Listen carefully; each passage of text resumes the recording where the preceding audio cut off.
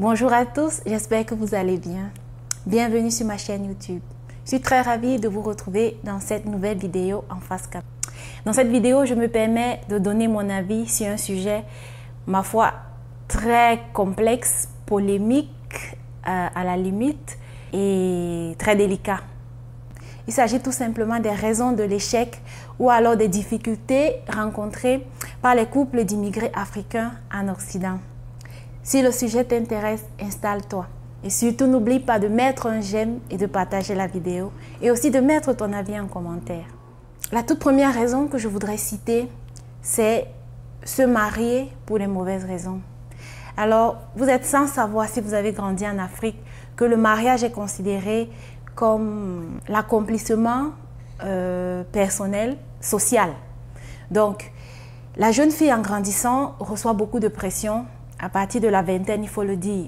Et j'en ai subi également des pressions qui demandent déjà ce qu'elle essaye, en fonction des moyens dont elle dispose, de se trouver un prétendant. Et chez le garçon, les pressions sociales arrivent un peu plus tardivement, dans la trentaine ou alors dès l'instant où il a un métier stable. Et il faut également savoir qu'avoir un prétendant qui vient d'Occident ou qui vient en Occident, ça fait rêver de s'imaginer qu'on aura un prince charmant qui viendra nous enlever pour nous amener vivre en Occident.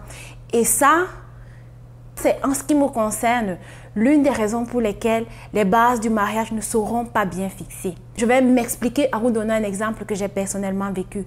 Je me rappelle quand j'étais à l'université, j'avais été approchée par un monsieur dont le fils vivait en Espagne.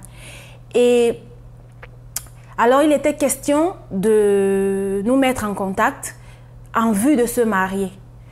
Croyez-moi, quand on est à l'université, on n'a pas déjà, par exemple, un métier garanti. Dans le contexte, par exemple, dans lequel moi j'évoluais, il fallait obtenir, par exemple, sa licence et avec la licence, essayer de faire des concours pour pouvoir entrer dans la fonction publique et avoir un boulot. Donc, déjà, s'imaginer qu'on a un prétendant et en plus un prétendant qui vit à l'étranger, écoutez, ça fait rêver toute jeune fille. On s'imagine tout ce qu'on veut s'imaginer et on voit là une porte de sortie. Donc, ce n'est qu'un exemple parmi tant d'autres que je pourrais vous citer qui, pour ma part, fausse déjà les bases et les raisons pour lesquelles deux personnes pourraient s'unir. Et si le mariage, c'est quelque chose qui vous permet de vous unir pour la vie, écoutez, il vaut mieux bien prendre son temps de se préparer et de bien choisir avec qui on compte vivre. Je vous raconte également une deuxième anecdote qui n'est pas des moindres et qui viendra peut-être étayer mon propos lorsque je parle de se marier pour les mauvaises raisons.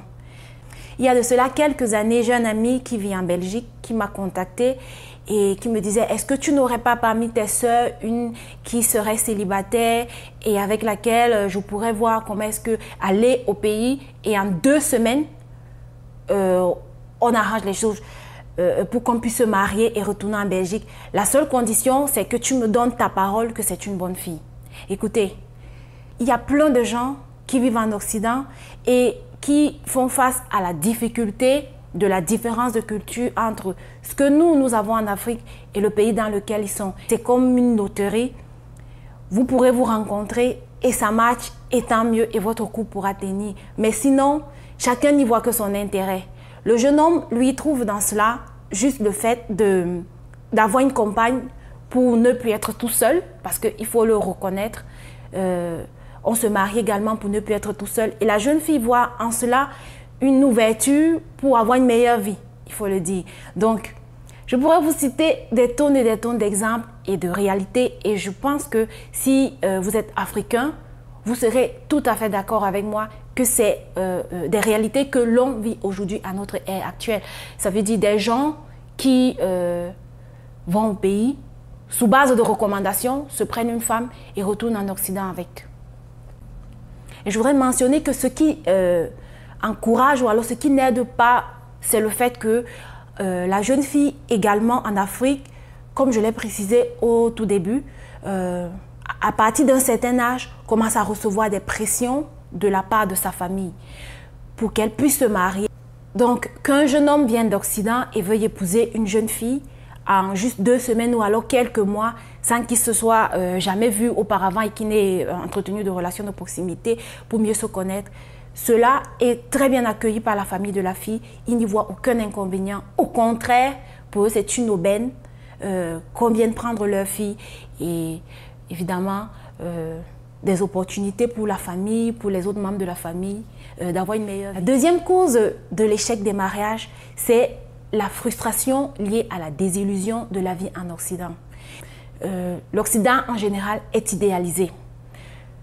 À travers ce que l'on voit dans les médias, à travers ce que les Occidentaux, ou alors les gens d'ailleurs, je vais le dire de façon générale, que ce soit des Américains ou alors des Européens ou des Asiatiques, ceux qui arrivent au pays, à travers la vie qu'ils y mènent, donnent l'impression que chez eux, c'est beaucoup mieux. Et du coup, lorsqu'on arrive, on n'est pas du tout préparé à ce qui nous y attend. On n'est pas du tout préparé à la xénophobie, on n'est pas du tout préparé au racisme, on n'est pas préparé au rythme de vie qui est très accéléré. On se retrouve à développer une sorte de frustration liée à la déception qui naît du fait que ce qu'on espérait ou nos attentes n'ont pas du tout été satisfaites. Au contraire, on fait face à des difficultés auxquelles nous ne sommes pas préparés. Et il faut ajouter que ces personnes qui sont proches et qui sont déjà allées en Occident, en général, ne sont pas très ouvertes sur les réalités de ce qu'elles y vivent. Parce qu'il faut entendre aussi que s'ils disent quelles sont les véritables réalités, qu'ils y vivent, beaucoup de filles se découragent. La troisième cause, pour ma part, qui est naturellement liée à la cause précédente, c'est la capacité d'adaptation au nouvel environnement. Je prends l'exemple juste de la documentation qu'il faudra faire en arrivant sur le nouveau territoire. Des fois, on ne sait pas où se rendre pour faire quoi. Et ça, c'est très frustrant. On ne sait pas quelles sont les différentes étapes et les procédures à suivre. On ne sait même pas quels sont ses droits et quels sont ses devoirs. Et surtout, quelles sont les limites que l'on a en étant étranger sur une terre.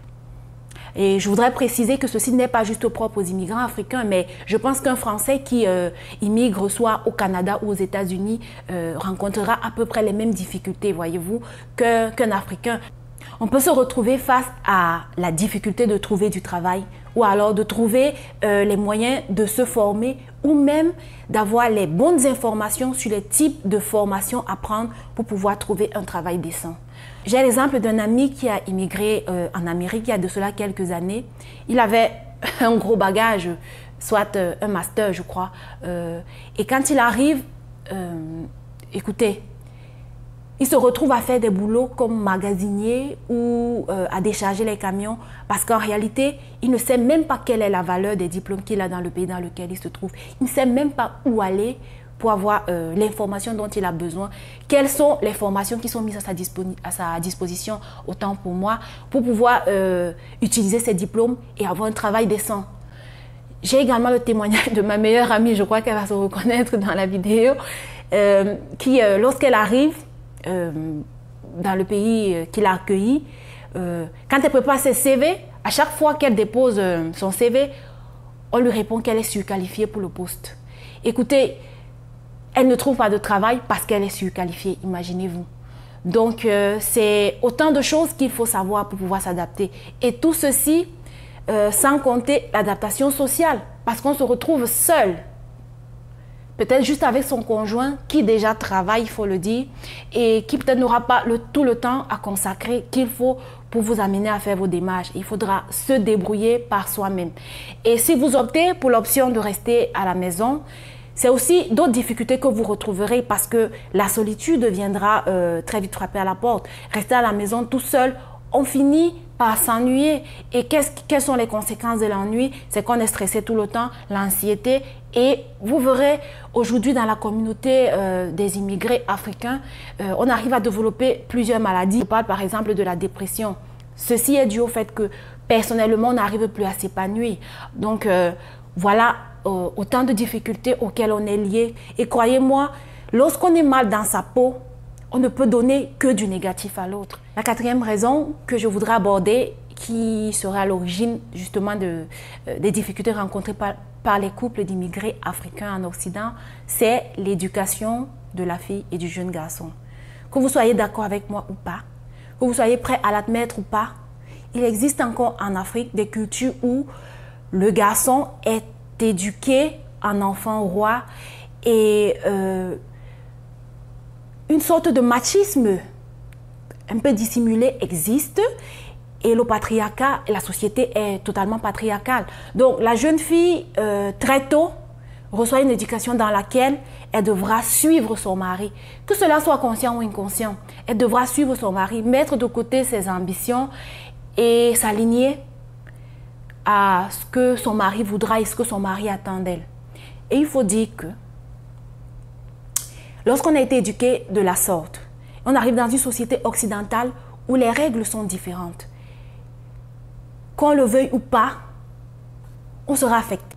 Tout simplement parce que on a peut-être besoin de s'offrir plus de choses pour le confort, parce qu'on a la possibilité, parce qu'on voit toutes ces choses qu'on pourrait s'offrir pour se sentir plus confortable. Mais n'oubliez pas aussi l'autre versant, c'est qu'il faut entretenir cette image de « je suis au meilleur endroit ». Et ça, les réseaux sociaux y contribuent énormément. Voyez-vous, si dans un couple, la dame se rend compte que ce que son homme lui donne ne suffit pas à s'acheter les grandes marques et tout ce dont elle a envie pour se pavaner auprès de ses copines restées au pays, elle aura envie de s'épanouir. Ça, c'est un aspect. L'autre aspect, c'est il faut savoir que lorsque on est en Afrique, il y a certaines femmes, il faut le reconnaître, qui restent dans des mariages justement parce qu'elles n'ont pas d'autres ouvertures ou d'autres options. Le fait que le jeune garçon soit éduqué comme étant l'enfant roi, celui qui est censé prendre toutes les décisions, pourrait également affecter son jugement quand il arrive en Occident. Il pourrait penser que c'est à lui toujours d'être celui qui a le dernier mot. Mais là, écoutez, le contexte est différent. Si le contexte est différent, cela signifie que peut-être les règles qui fonctionnent dans un endroit ne fonctionneront peut-être pas là. Et moi, je pense que c'est quelque chose sur lequel on ne se penche pas assez lorsque on parle justement du comportement des jeunes femmes en Occident. La cinquième cause de l'échec des mariages d'immigrés africains pourrait être le changement. Vous savez, quand on grandit, on change. Peu importe là où on grandit. Et surtout, ce qu'il faut avoir en mémoire, c'est que on peut être dans le même environnement, mais évoluer de façon totalement différente. Ce que je voudrais dire dans ce point, c'est que les causes pourraient ne pas être liées directement à la culture ou alors au contexte social, mais sinon à l'identité profonde et personnelle de chacun dans le couple. Je m'explique. Que l'on soit immigré ou pas, que l'on soit africain ou alors de toute autre nationalité ou alors de toute autre partie, il arrive que dans son couple, on se rende compte qu'on a grandi et on a changé.